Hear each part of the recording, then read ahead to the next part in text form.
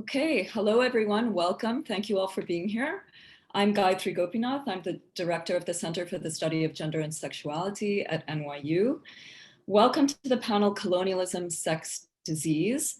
This is the second panel in a new year-long webinar series that we at CSGS NYU are hosting in collaboration with the Center for Studies in Gender and Sexuality at Ashoka University in New Delhi. Which is directed by Professor Madhavi Menon. So this series is entitled Theory and Practice, and it places scholars in the US and South Asia in conversation to engage in a transnational dialogue in feminist and queer studies. So the purpose of today's panel is to de-exceptionalize the COVID-19 pandemic by putting the current crisis in the context of other histories and other geographies. So we're really trying to address the current moment by tracing its prehistory to earlier moments of cultural anxiety around race, sex, disease, and contagion. We think it's vital to trace this longer historical arc in order to think about how questions of disease and contagion have been intrinsically tied to the question of sex, particularly the sex of the other, whether this other is defined along the lines of race, class, caste, and/or religion. So as not to take up too much time, let me very briefly introduce our panelists, and you can find their full bios on our website and in the chat as well. So our first speaker is Charu Gupta, who teaches in the Department of History at the University of Delhi. She's the author of two monographs, Sexuality, Obscenity, Community, Women, Muslims, and the Hindu Public in Colonial India, published in 2001, and The Gender of Caste, Representing Dalits in Print from 2016. She's also the editor of numerous anthologies, including most recently, the collection Caste and Life Narratives from 2019. Next, we'll have Sadi Abbas, who is an associate professor of English at Rutgers University, Newark. She is the author of the 2014 monograph At Freedom's Limit, Islam and the Post-Colonial Predicament. She's also a novelist, and her novel, The Empty Room, published in 2017, is set in 1970s Karachi in the decade leading up to the Zia dictatorship. Her latest book, Shazia Sikandar, Extraordinary Realities, is a co-edited anthology on the work of the Pakistani-American visual artist, Shazia Sikandar. Yay! And we have our final speaker is Nayan Shah, who is professor of American Studies and Ethnicity and History at the University of Southern California. He is the author of Contagious Divides, Epidemics and Race in San Francisco's Chinatown from 2001, and Stranger Intimacy, Contesting Race, Sexuality, and the Law in the North American West, published in 2011. His latest book, The Refusal to Eat, A Century of Hunger-Striking Prisoners' Voices Against Prison Power, is forthcoming shortly. So as you can see, our three panelists today work in disparate geographic, temporal, and disciplinary frames, spanning history and literature, South Asia, and North America. But they all think in deeply historical ways about bodies, sexualities, colonialisms, and nationalisms. And in putting these particular scholars in conversation, we're hoping we can address these questions within both a comparative and transnational frame. So just to give you a sense of how this event will go, it will last 1 hour, and we'll begin with opening statements from each of the panelists who will speak for under 10 minutes. I'll then moderate a discussion between the three panelists for just a few minutes or so, 10 minutes. And then, since there are so many of you tuning in, we'll then open it up to you, the audience, for the last 15 to 20 minutes. So if you have a question for the panelists, and we really hope you do, we really hope you join in this conversation, please post it in the Q&A function, not in the chat. And the audience questions will be fielded by Shiv Sharma from CSGS Ashoka University and Eleni Reta from CSGS NYU. So thank you, Shiv and Eleni, for your help with that. And thanks also to our co-sponsors, NYU's Asian Pacific American Institute and South Asia at NYU. So, welcome to Charu, Sadia, and Nayan. It's very early in the morning for Nayan. It's very late at night for Charu. So we just really appreciate your presence. So let's begin by hearing your thoughts on how this current moment resonates with the histories of disease, contagion, and sexuality that are pertinent to your work and thinking. So Charu, let's begin with you if you don't mind. So, well, a very warm thanks to Ashoka and NYU for organizing this panel. It is wonderful to be here. So basically, when we talk of, histories and anxieties of, caste, class, religion, sex, and gender, they also reflect these kind of complex grids that are closely aligned to discourses on health, disease, and sanitation. So basically, in this short presentation, I basically want to draw on four figures, from my work on colonial India to highlight this connection. And I'm going to talk very briefly about the Dalit, more specifically the Dalit woman. Secondly, the figure of the servant. Third, the sex worker. And fourth, the Muslim male. And in different ways, they all embodied the construct of the other through idioms of stigmatization and hygiene. So first, this figure of the Dalit woman. So what we see is that in a section of didactic literature, in early 20th century North India, Dalit women were recast as, unhygienic, polluted, dirty, and vulgar. And their bodies and occupations became a trope to strengthen spatial, social, and bodily exclusions. And basically, virtuous Savarna women, upper caste women, were commanded to maintain social distance from these supposedly loud, uncultured, and shameless Dalit women. And these kind of, negative descriptions of Dalit women were most visible, in the case of the chamar or the Dalit dai or the midwife. And, Western science and medicine combined with social reform, brought about new systems of surveillance around Dalit female reproductive technologies. And so what we see is that the Dalit midwife, she was vilified, as barbaric, as killer of children, a witch, inherently dirty, evil, and immoral.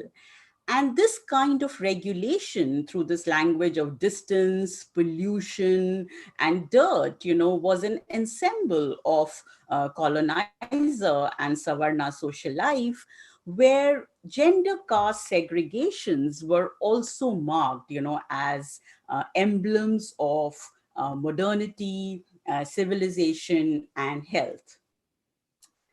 And, if we look at the dominant colonial and reformist rhetoric, the stereotyping of this Dalits as dirty, it was not a socially neutral enterprise because purity and hygiene were labeled as characteristic British or upper caste values. So, for example, in Hindu Mahasabha or the Harijan Sevak Sangh or Arya Samaj, they distributed free soaps in these kind of achut mohallas, And so, these kind of notions of dirt and cleanliness were basically constitutive of space and social relations, and they were often complicit with casteist and colonial edifices. So then let me move to the figure of the servant, where on the one hand, we see these kind of, masculine patriarchal jitters and fantasies about illicit intimacies between mistresses and servants, as this cartoon shows. But on the other, we also see how popular medical discourses, often regarded servants and sometimes even women, as potential vectors of unhygienic practices and diseases. let me move to the figure of the prostitute. And again, we see, in colonial discussions around the prostitute, especially through discourses of lock hospitals and the establishment of the Contagious Disease Act, straight lines were drawn between increase in venereal diseases and prostitutes, and invasive systems, were evolved for registering, inspecting, and detaining them. So the moral ethics of the time and these kind of ideals of monogamous marriages, along with this new urban geography of public space, civic polity, cleansing of the city, these further displace the prostitute.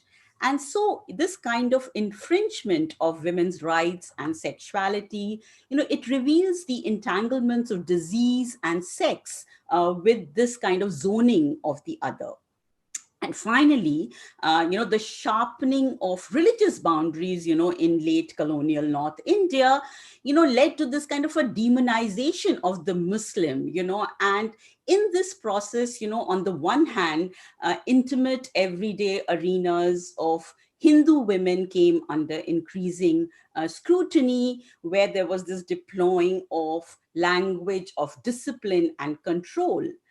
And simultaneously, this was epitomized in the imaging of the sexually charged and evil, Muslim male.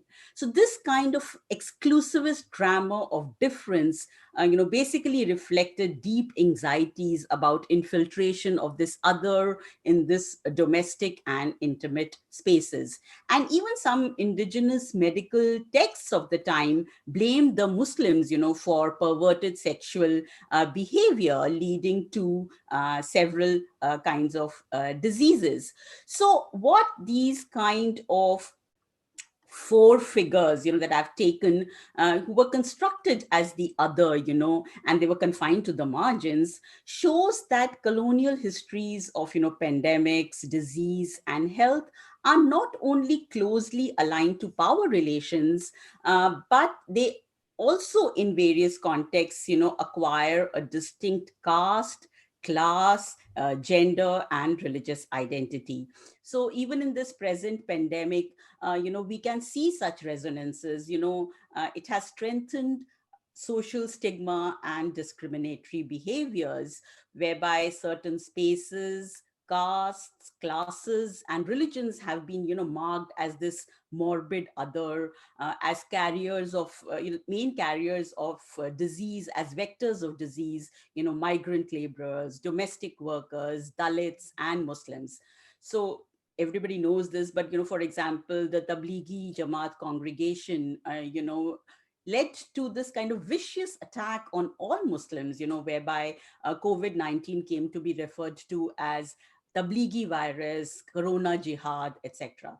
So histories of caste, sex, and religion teach us, that disease, pandemic, medicine, and these kind of rhetorics of cleanliness, hygiene, health, and social physical distancing, these are not secular, scientific, or universal entities, but they are often used to strengthen Brahmanical patriarchies, boundaries, and hierarchies. So just to conclude, these kind of embodied allegories of inequality actually mirror a separation and an alienation which is founded on divides between nearness and farness, inclusion and exclusion, inside and outside, home and world, touchable and non-touchable.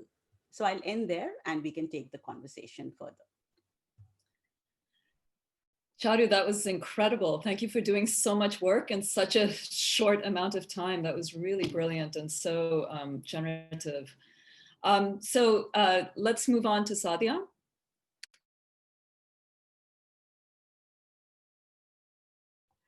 Thank you very much, Gayatri, for the invitation. I should say that the book that Gayatri said was forthcoming on Nishazi Sikandar, we were very lucky to have Gayatri contribute to it, and she gave us a marvelous essay, which has also given, which has provided the title, actually, or the name for Shazia's new brilliant sculpture. So it's been generative all around, promiscuous intimacies. So I'm very honored to be here. Also with Charu and Nayan, who's, I have to say that I went and rushed and bought Nayan's book the minute the pandemic came and started reading it. And because of my own, COVID working group that I had started. So it's just great to be here. Now, I'm going to come at this with a very some very preliminary thoughts on austerity, authoritarianism, and COVID. And I think that Charu has provided a wonderful sort of framework for understanding the ways in which sort of bodily hygiene and discourses of hygiene kind of contribute to othering. Mine is a little bit more abstract and about sort of things like the economic order and the contemporary social order, but I'm hoping that it will contribute something. So what I'm really interested in is the way that the pandemic interacts with both of these two figures, austerity and authoritarianism, right? Which are very fundamental struts of the contemporary global order. And I think that are both manifested in India, for instance, and in the United States, and also Pakistan, which is where I was when the pandemic hit. Although I won't be talking that much about it just for time. Indeed, if you take the CIA-backed coup in Chile as a paradigmatic case, we could say that austerity, as a name for the operations and rhetoric of neoliberalism, and authoritarianism have always gone hand in hand, as we see in both the United States and India in the current convergence. The ruthless border management we are seeing from Europe to the United States, and this precedes the pandemic. I'm thinking about the so-called refugee crisis, and then of course of what's being done in our own internment camps or with incoming migrants, and which was not, it has to be said, unique to Donald Trump. Obama also deported lots of people, which people forget, and especially as the Biden transition team is being lauded, I think it's very important not to let the US tendency to see every moment of hyper-racialization as somehow exceptional, redeemed by some overturning, like the civil rights movement or emancipation, and in this case, the Biden election, cloud our vision. So anyway, so the border management we're seeing from Europe to the United States is a corollary of the policies that have incubated crisis after crisis in one so-called third world country after another. And in fact, you could say that Fanon sort of equated neoliberalism with the effects of decolonization and neocolonialism very early on. He in fact used the term. But so what we have is a kind of combining of ruthless extraction with structural adjustment, which has also produced numerous crises, including in Africa, which is of course one of the reasons that we're getting these migrants at the borders of Fortress Europe. And we don't often talk about African migrants, and I'm very interested in how there's a complete erasure of the African migrant in the so-called refugee crisis, which has more to do with, if you can externalize the Muslim as a terrorist threat, then you can also sort of, interestingly enough, erase Europe's and especially say France's relationship with the African colonies.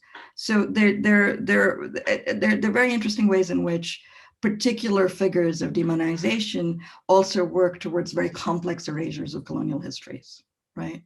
And I think the refugee crisis, we're actually seeing this. But as the debt crisis in Greece and the treatment of the south of Europe has demonstrated, it was only a matter of time before the most ruthless effects of these policies were enacted in the West. This timeline is, of course, somewhat misleading, for as the miners and the air traffic controllers strike showed us early in the Thatcher and Reagan regimes, austerity and brutality were always soulmates in the iteration of capital that is the neoliberal state. And they came to the Anglo-America fairly early, right, in the history of neoliberalism. Then came the pandemic, and it laid bare, this pandemic rather, and it laid bare both the intensity of the effects of this nexus and the contradictions and limitations of globalization, even for its proponents. As airports shut down, supply chains were interrupted, and gutted states responded badly to an event whose social etiology and effects are turning out to be as brutal as its biological symptomatology. For me, perhaps nowhere is the contradiction of our moment, or are the contradictions of our moment, more evident than in the figure of austerity. By figure, I mean to suggest a rhetorical trope and the effects and behaviors it summons, the self-regulation it means to put into play, and the practices it names, enables, and erases or covers. For austerity lies at the edge of denial to some, thus necessitating austere ways of life, and excess for others. That is, austerity to a point beyond starvation for the many, versus an excess such that there is no way of describing the accumulation without object it names. So it is that a $600 check can be seen as a threat to the moral order, where Bezos's millions and billions in bailouts for banks can become both morally necessary and ethically invisible. In other words, austerity is the name of a set of effects and practices that enable excess in the virtues of self-denial, and the self is parenthetical here. The figure of austerity thus lies at the intersection of ethics and aesthetics. It summons Protestant virtues, and as the German tabloid Bild did at the, terrible pronunciation, did at the height of the Greek debt confrontation within the Eurozone, the particular virtue of household thrift, right? So the Greeks were bad housekeepers. At the same time, it can signal an aesthetic of patrician distance and a withholding of self, from which those upon whom the economic tempests of austerity are visited are always and inevitably distant. So these are, to me, remarkably gendered tropes, right? For the patrician is the paternal and the patriarchal, and the virtue of threat is to be practiced by the woman, who's a bad householder, a bad housekeeper, in fact, right? So Greece got feminized in the process because, as every third world country is, every time that there's a structural adjustment issue, right? Because they can't manage the home. So moreover, in our current moment in the US, where there's an ostensible confusion around the question or figure of the contagion, we're seeing these other histories as well. So the contagion doesn't exist for the far right because they're too strong to be infected.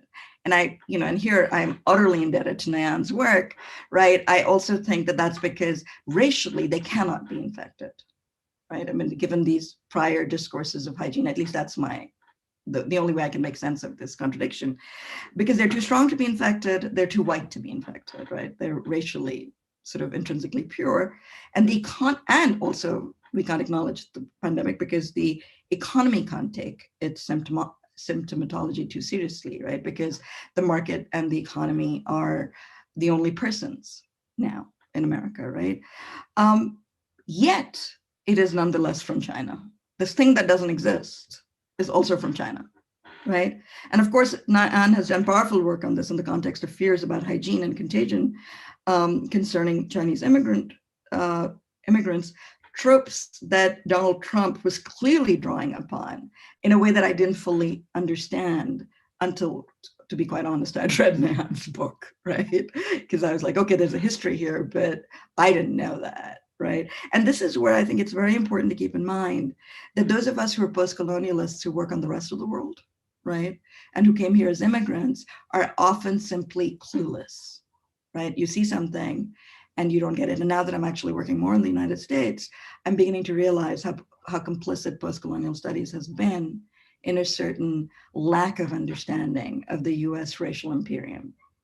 So, and I'm going to conclude very soon. So we get both the negation of the contagion, right? It doesn't exist, it can't infect us, and its political exacerbation and the externalization, right? It's the Chinese virus, because contagion can only be understood within this political frame as a metaphor for racial and ethnic contamination, coming back to, or various kinds of othering, right? Coming back to Charu's point. And in this sense was always a racialized figure of the external/outsider microbe. The materiality, the actuality of illness that spreads and kills is hard to assimilate to this political frame. Of course, illness in the United States has always been race and gendered. I'm thinking particularly, but not only, of HIV and medical care divided along racial lines. I'm also thinking about sickle cell in the work on sickle cell anemia within the African-American community. So this converges with a resistance to the very concept of society, which is central to neoliberalism. And this is my literally last couple of sentences, along the lines of Thatcher's famous declaration that there is no such thing as society, there are only individuals. Of course, what usually gets left out of that quote is that there are only individuals and family, without which latter addition, Amy Coney Barrett's current appointment makes absolutely no sense, right? So you can have a seemingly non-individualist notion like family, which is fully within the grammar of neoliberalism, right? And family then comes to displace the nuclear family, as queer scholars have shown, the figure of any other form of collectivity. That resistance to society forestalls any collectivity except in the dead metaphor in the etymology of the corporate, that is, in coming together as one body, as a corporation. That coming together in the corporation precludes all other collectivities, as all collectivity is subsumed into the abstracting figure of the market, which is to govern all social relations while being protected by the state for an abstraction known as the economy. What I say here is not new, but it bears repeating. And so it seems to me that there's a moment where with the COVID-19 crisis in the United States, where it's the neoliberal compact and its devastating effects are fully on display. And at the same time, a complete racial history has converged with that. Whether we return to that with Biden or not, I think depends on the rigor of our response on the progressive side. And I'm saying our, I don't mean to assume anything about anyone, to making sure that, that kind of neoliberal compact isn't allowed to simply reinstall itself. And all I can say is good luck to us. Thank you. Thank you so much, Sadia. Thank you so much for bringing us so squarely into the present and, thinking forward into the future and making those really important connections between neoliberalism, authoritarianism, and these earlier colonial histories that get submerged within this current moment. So, and thank you also for making connections between your work, Charu's, and Nayan's. That's a really great segue to turning it over to Nayan now. Nayan. No, thank you. That was really great to sort of see all the different parallels and connections that you both are drawing.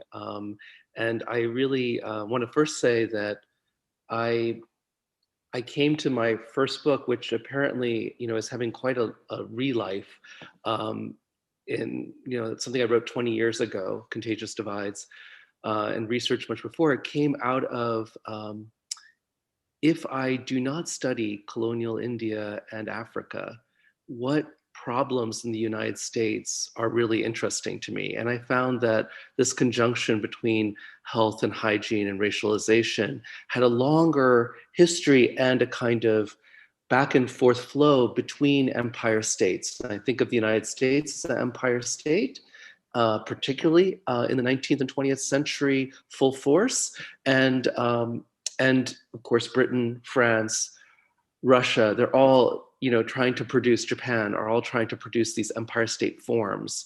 And hygiene and health are a very important part of that process.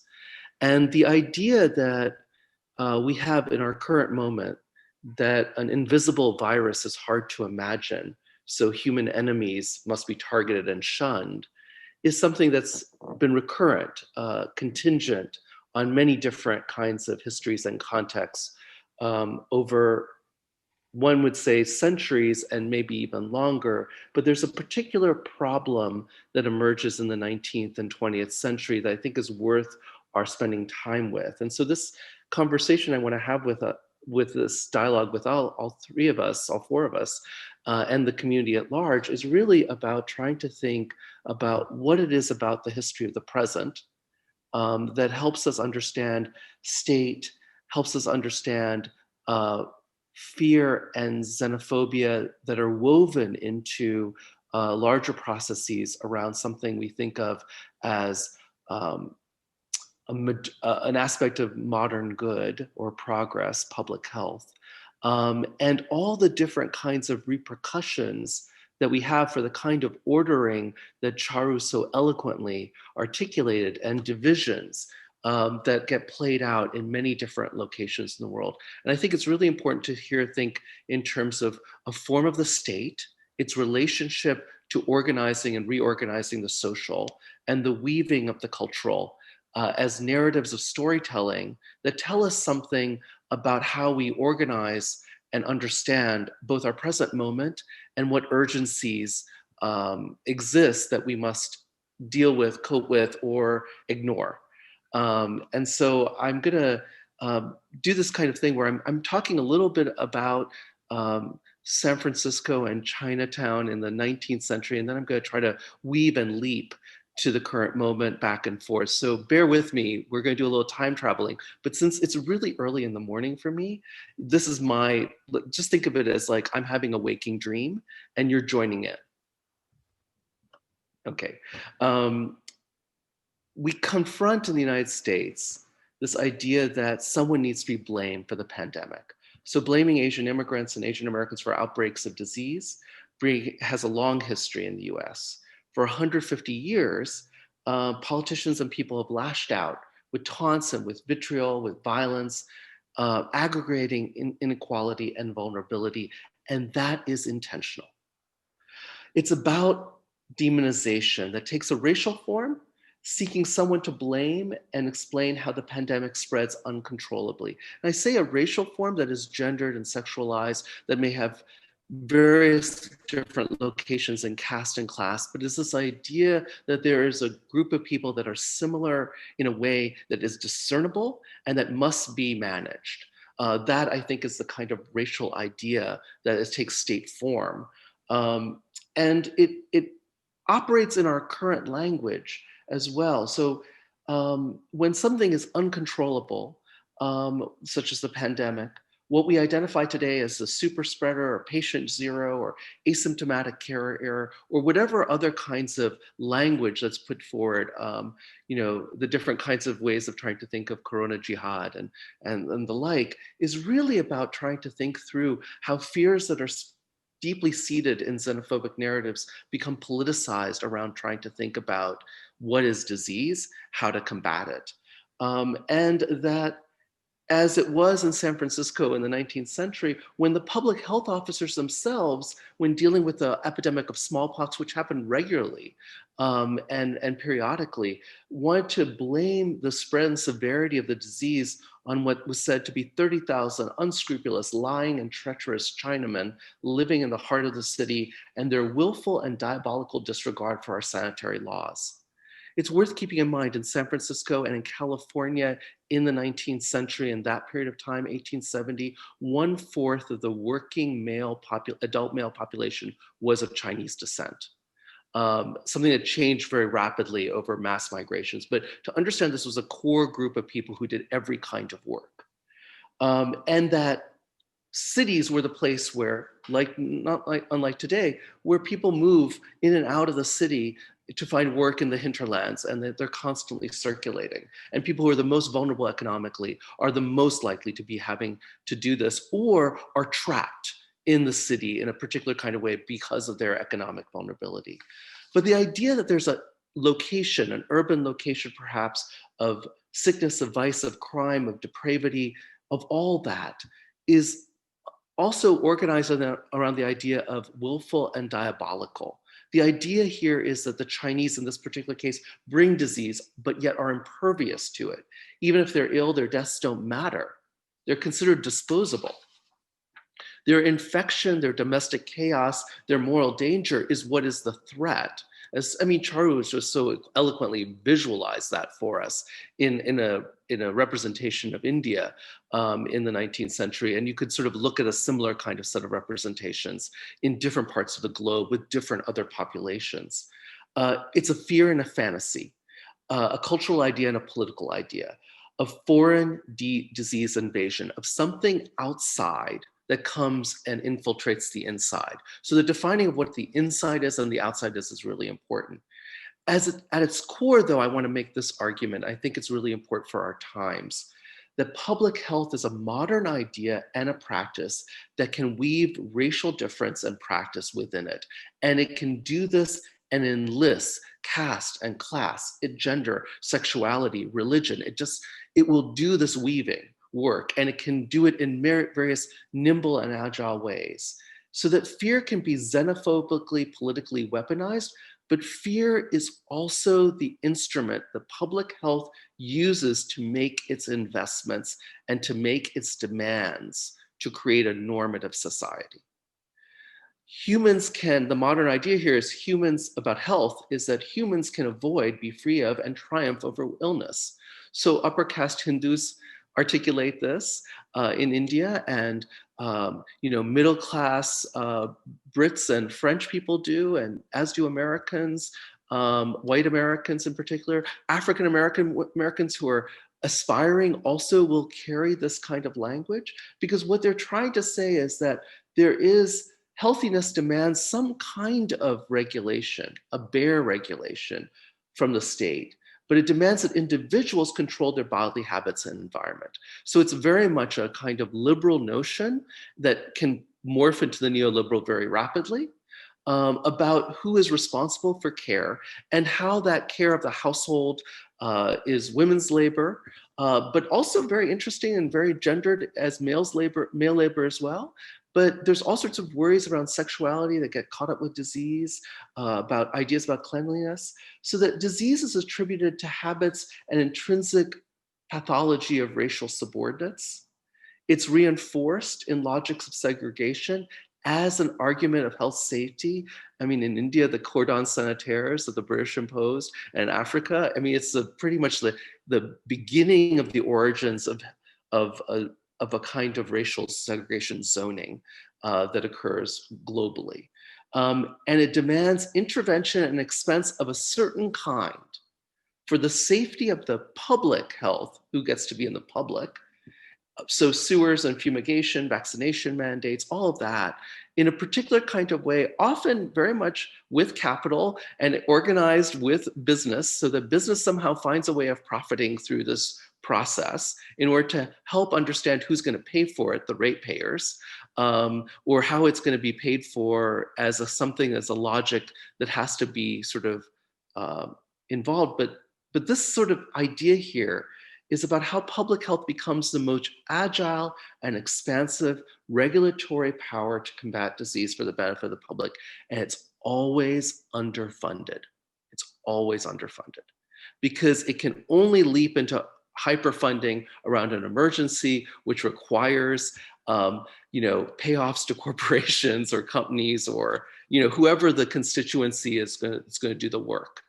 I just well imagine that there'll be new versions of flyovers everywhere because of the kind of investment here. What I mean is that there's going to be infrastructural transformation and changes and mandates that that some people will benefit from, a lot of people will labor under.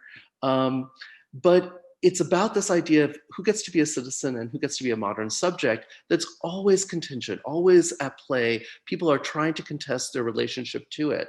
But it's also based on this idea of health security.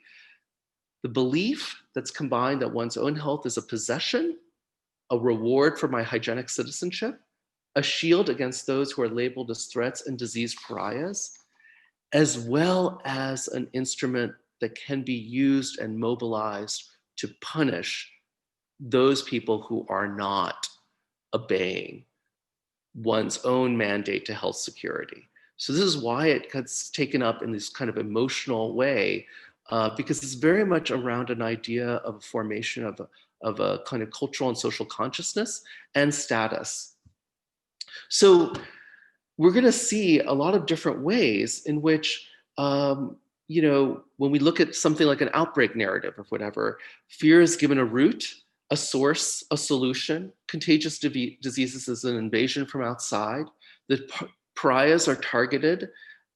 They must be addressed, but most likely erased, disposed of, distanced.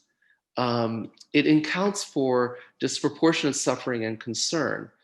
And I want to just sort of indicate that there are certain parts of the globe and certain localities in which suffering induced by communicable disease is treated as unthinkable, and in one place, and inevitable in another. And we can look from neighborhood to neighborhood. We can look from global geographies all around. But this idea that suffering from the communicable disease is inevitable in some places, and therefore not the same problem, is really significant. Inevitable in Chinatown, in urban ghettos, and in busties, in barrios, in Black and brown communities, in the places where untouchables or Muslims might live in India, in places that might be very different, but look similar actually to other kinds of geographies. And it's invested, I think, in the the book I wrote really sort of saw how labor movements and white social welfare organizations and Christian missionaries took up this idea of what constituted the American standard of living for the household, and how Chinese and Japanese male servants and laundry workers and manufacturers were all the potential threat, as well as Chinese female prostitutes, or Chinese women were all considered to be prostitutes, was pretty much the idea in the 19th century. So it foments different ways of creating new cultural and social scripts for the racial threat in order to consolidate and enact a particular kind of political agenda. And that agenda really raises who gets care and who is bereft, who gets to be part of the deserving poor, for instance, who gets to be thought of as someone who's worthy of charity or intervention of sort, as opposed to the people who are not. And this is really interesting with the Chinese American community in the 1920s and 30s, at the moment when there's incredible worries about the ways in which their living conditions are fomenting tuberculosis, fomenting child diphtheria, and stuff like that. There's a shift that goes from pitying them and saying, of course they're disposable, let's worry about everyone else around them, to thinking, oh, that certain of them who might exhibit certain kinds of household hygienic care may show certain ways of being, certain ways of actually, raising the sort of gender and household kind of and class configurations, really end up being the people who end up losing the possibility of access to the resources that come. And then the switch comes in the late 30s and 40s as Chinese Americans find ways of actually mobilizing public health records and training to create avenues for certain members of their community to access those resources. So I know I'm out of time here, but I'm really eager to sort of have more of a dialogue and to hear from the questions that emerge. So that was so useful, Nayan, and I just see so many resonances between all three of the panelists. We only have about 15 minutes, so I'm not going to take up any time. I just want to say that what I think is so interesting in what Nayan said, linking back to both Charu and Sadia, is how the kind of moral discourse that we see under colonial regimes in relation to caste hierarchies are sort of remade and replicated in this moment of neoliberalism and austerity. And so I find it so fascinating to see the continuities there. One of the things that comes up so clearly, I think, in all your presentations is the question of what Charu called the zoning of the other, right? So the ways in which all of what you're talking about is about spatialization, containment, and also the fear around figures that actually move and are mobile, right? The figure of the servant, the working class figure, right? But okay, so I'm not going to continue with our discussion right now. I want to open it up for questions in the last 15 minutes. So Shiv and Eleni, can you help us here? Thank you so much, all of you, for that brilliant conversation spanning across geographies and historical time periods. So, I mean, just to come back actually to thinking about sexuality here that we've been talking about, I think the first question that we have wants to ask, how can we critique various forms of sexual othering without demonizing sexuality? Which I think in the battles between pandemic and how public response to it has happened often. And the person wants to ask again, are there any alternative strategies to think of sexual access sexual access as liberatory and not necessarily oppressive. But I just rephrase it to ask sexual access as politically useful, rather than simply that becomes the rhetoric to be mobilized by the right wing or the conservatives. Professor Gupta, if you could unmute yourself, couldn't you? Can I answer that? Yeah, can I? Okay. So basically, I think while, sexual surveillance has been quite intrinsic, to the pandemic, and it was so in colonial India, whereby, people were, government was intruding in public spaces, in cantonment areas, inside the homes. But, less, however, is said, how, questions of sexuality also provide, moments of disruption in this kind of surveillance. So just to come back to the example that I was taking of Dalit midwives, they undercut this kind of imagery, and they depicted a kind of recalcitrance, where they actively resisted, training and licensing that was imposed from above. They refused to do the work if not paid adequately and by demanding certain rights. So in some ways, these kind of uncontrollable women, they recognized that childbirth was largely dependent on their labor, and they, started asserting themselves. They started, demanding payments in cash, etc. So, and also, at this time in colonial India, and I work on North India, so my example comes from that, in some ways, the explosion of print, transformed the secrets of sex, into a public spectacle.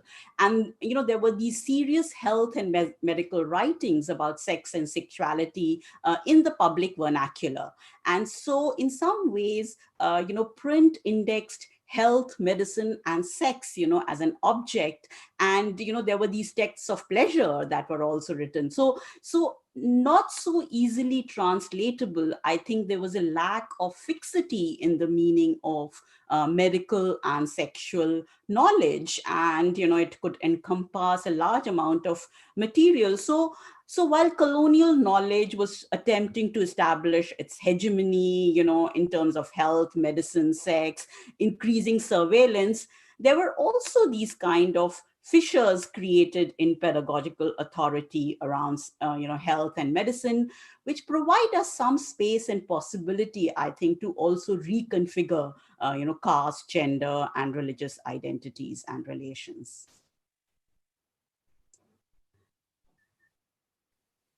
Sadi or Nayan, do you want to respond to that?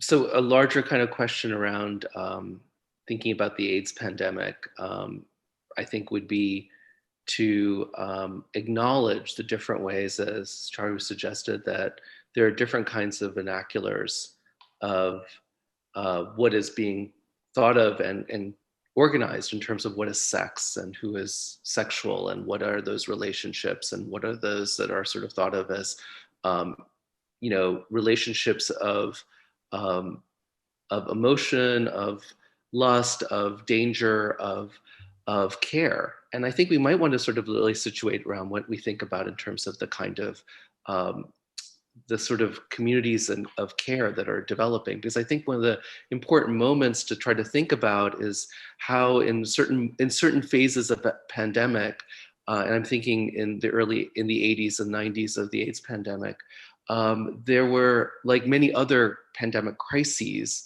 all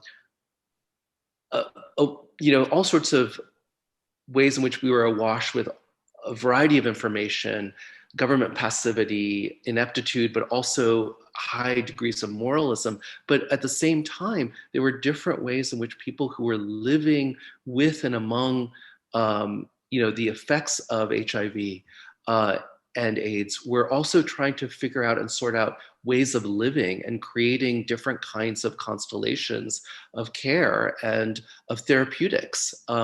And they were not always, how shall I put it? They weren't always successful in the same register of, curing the disease. They were more about trying to figure out what the constellation of communities were that were put together, both in terms of an erotic affiliation or relationship, but also in terms of a social, cultural, and political one. And I think that that's a really important thing to think about in terms of our present pandemic, the ways in which, who are and how are people who are the survivors of COVID-19, how are they reassembling themselves? What kinds of ways are they producing on the ground strategies for symptom relief, for reducing fevers, for dealing with the long-term consequences of undergoing, COVID-19 in its more extreme forms, how to avoid the ways in which it has deeper incursions into the lungs. I think there's a similar kind of logic that was also at play with HIV/AIDS, with syphilis, with polio. I mean, there's a variety of different ways. What I'm just suggesting is that we might want to look at what the communications are happening in the vernacular of the everyday communities that are trying to deal with what's going on, not the ones that are just fear steeped or in, or providing conspiracy theories, but the ones that are actually about what do we do to take care of people in our lives and our communities? How do we constitute what we think of as a family, as a household? Those are things that I think are really interesting and important to look towards, and for which we should all be kind of attentive to. Can we get at least one more question in? Professor Abbas, were you?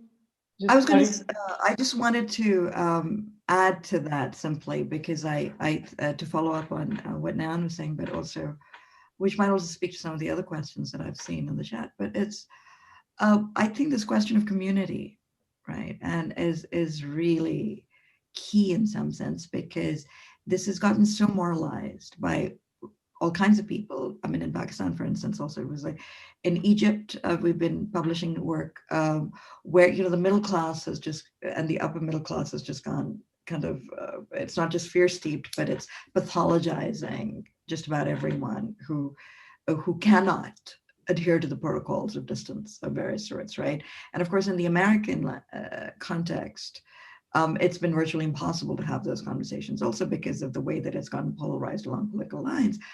But that is a serious question, right? What is community under these circumstances where on the one hand, some kind of social distance is required, right? Or some kind of protection is required, but at the same time, its rhetoric completely feeds, right?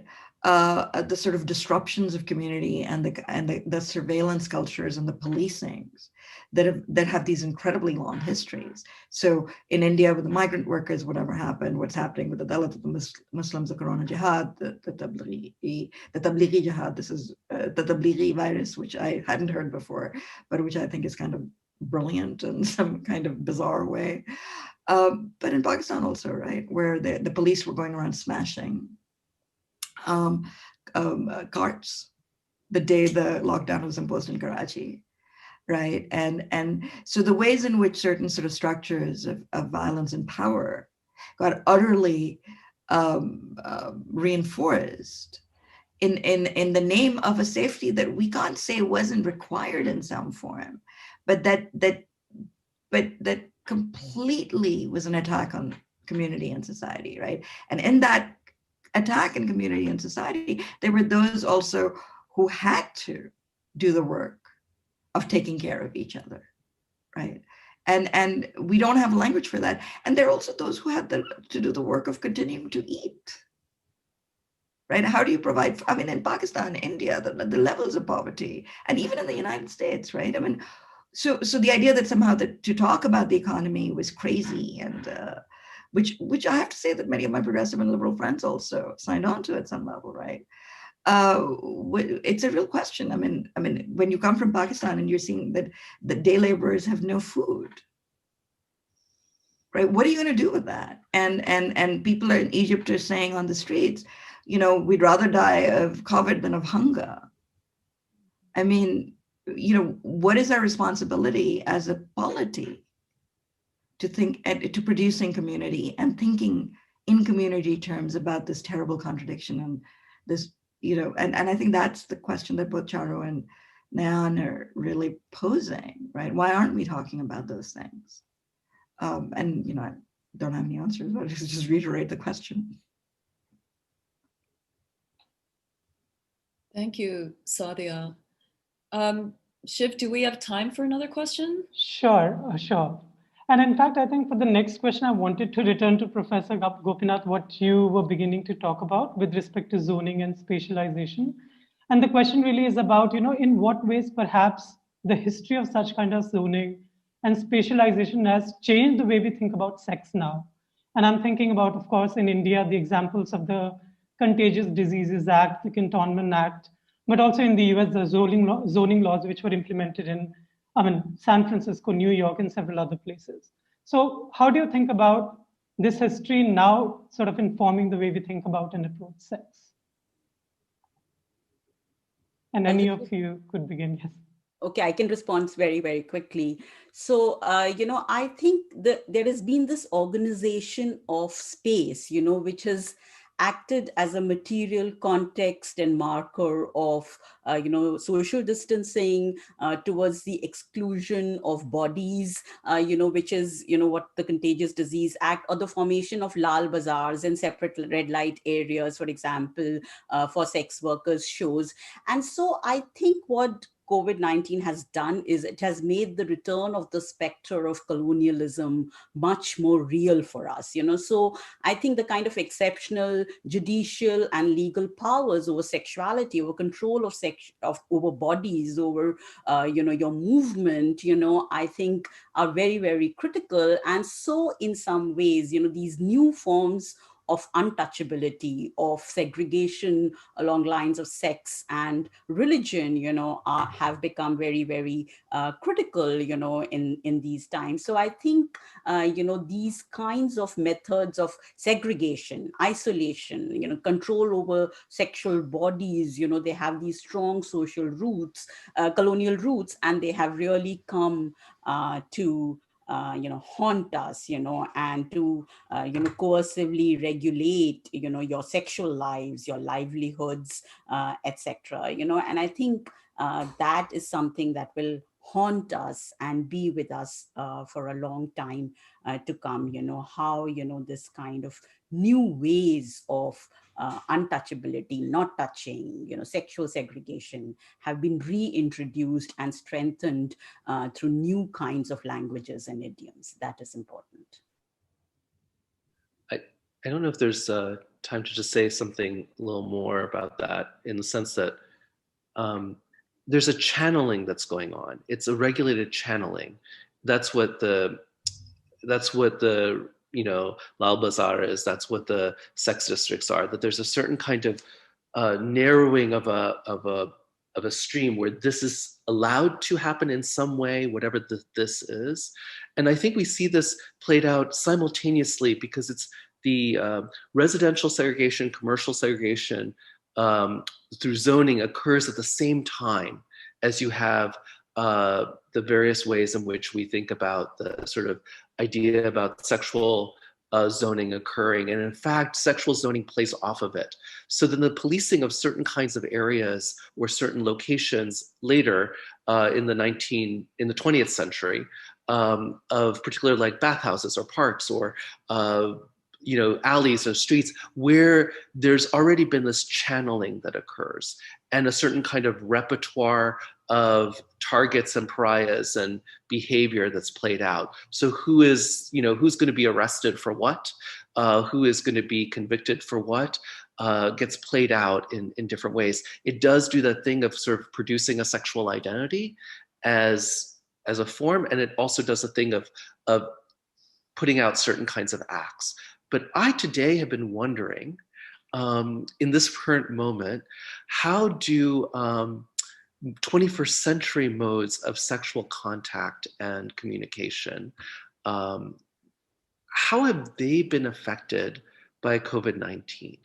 I'm just wondering, you know, what's happening in hookup apps or where people actually mix and mingle, because there are all these different ways in which that's being more controlled or suppressed. But I mean, you know, I have college students right now who I'm really literally happy to be at a distance from, who are engaged in all kinds of activity. Or at least that's the fear or fantasy of people my age, which is really fascinating, because I do think that there's all these different distributed ways in which people are having different connections, and there are interesting repercussions that are going to happen. When this epidemic emerged, it took me a little while to appreciate we are in perhaps a completely new era. We had this fantasy of contained, eradicating diseases. We've only eradicated one disease, one, smallpox, and even that's precarious. We're in a new moment, and it reminds me of a different kind of storytelling that we need to understand about what the repercussions are. My mother's family was decimated in Baroda out of the plague, which I really finally realized was the influenza of 1919-20 and its recurrent waves. 3 family members survived: great aunt, my great grandfather, my grandfather. My great aunt raised my grandfather and then told another story about what happened. She said, all the girls in this family over 5 generations have died. I'm going to make sure that my mother doesn't, and subsequently. And she was like, why am I going to do that? I'm going to make her strong. I'm going to make her endure everything so she survives 16. I'm going to work her hard. So she created a really wild narrative. I mean, the boys get away with all kinds of stuff, but the women in my mom, my aunt are indomitable because they were raised by her to survive this. They also survived a household that was no longer a household of their family. They survived with other orphans that were joined into this family. The heterogeneity of my family story on my mother's side is startling when one looks deeper. So I think in the poverty, in the household crises, in the unemployment, in the hunger, that will continue. We are in another upsurge, and I'm sure we'll see many others of this or other kinds of coronaviruses. We're going to have to figure out how people will band together, and then what stories will they end up telling about what this contingency created, and what different stories about sex and belonging, about care, and about sociality are we going to be telling 5, 10, 30, 50 years when people forget COVID-19, but remember all the things that got changed and transformed. So it's really important for us to appreciate that, I think, because we're living with the zoning and public health regulations of the 19th century in the 21st. That's the form that continued beyond all the diseases.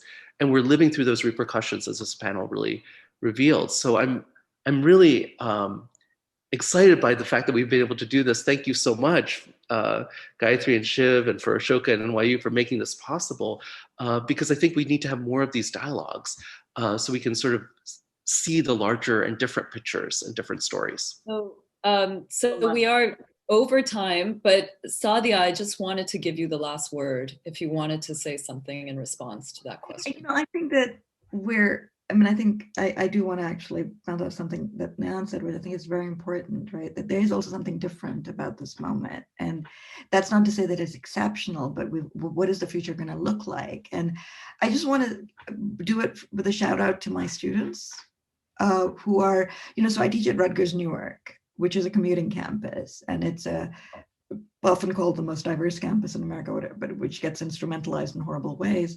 That rhetoric of diversity around their bodies, but also it's a working class campus in many ways, and most of my students work full time, right?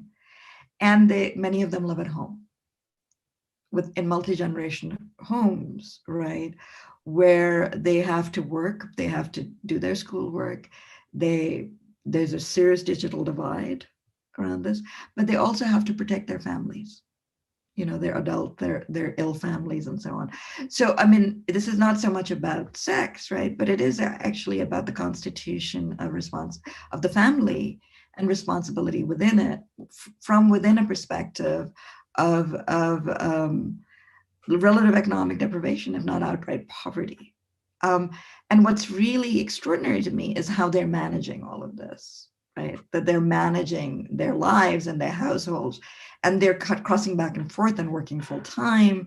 you know, in a way that even, I mean, I'm protected because I'm doing, and I do have respiratory issues, but I am teaching remotely, right? But these youngsters are doing their full-time work, doing full-time jobs, and also often are in positions of caregiving while they're doing all of that. And I think we need to be thinking more about those sorts of burdens on youngsters and on everybody, right? That the people who are actually keeping the society going and in that sense are involved in questions of care, while they themselves also need some, not just solidarity, but protection. So I don't know. I mean, that's a kind of diffuse and la way of ending things, but I did want to say that. Well, there is no real end to this conversation. We've just started it. And I just want to reiterate what Sadia said about the importance of putting American studies scholars like Nayan in conversation with post-colonial studies scholars like Charu and Sadia, the importance of that. And we see that very clearly in what you all sort of laid out for us so brilliantly. So I want to thank each of you for bringing your really important insights to the conversation. There's a ton of questions that we didn't get to. Shiv and Eleni, I'm hoping that we can at least send the chat to the panelists so they'll see the kinds of questions you all were asking. And this conversation, this dialogue between Ashoka and CSGS NYU will continue next semester, so please tune in. And thank you all so much for joining us. Thank you, Charu, Sadia, and Nayan, so much for your Thanks so much. Thank you so much. Thank you. Thanks a lot. Thank you. Thank you.